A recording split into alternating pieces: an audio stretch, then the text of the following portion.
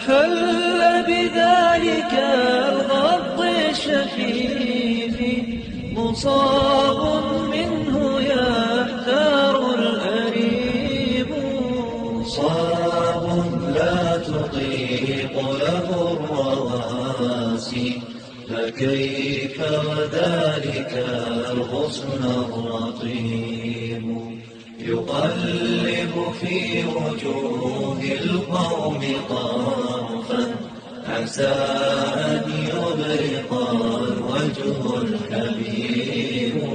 يلوك جراحه أين المداوي وأين الحضن والصدر الرحيب، ينادي في حنايا الدار بابا فلا أحد يرد ولا يجيب، ويسأل أمه طال انتظاري وطال بوالد الحال المغيب، أجيبيني أحقا أن بابا سيأتي واللقاء غدا قريب.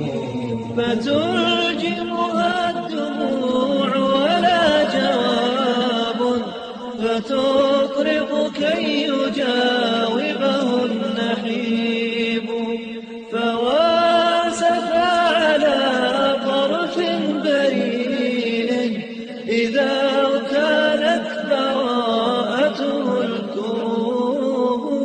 فتلجمها الدموع ولا جواب، فتطرق كي يجاوبه النحيب، فواسف على طرف بريء إذا اغتالت براءته الكروب.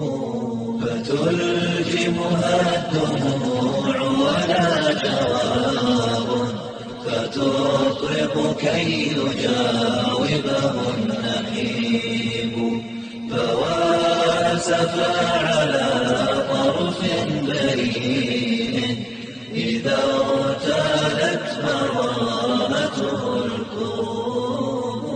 فتلجمها الدموع ولا جواب، فتطرق كي يجاوبه النحيب، فواسف على طرف بريء إذا اغتالت براءته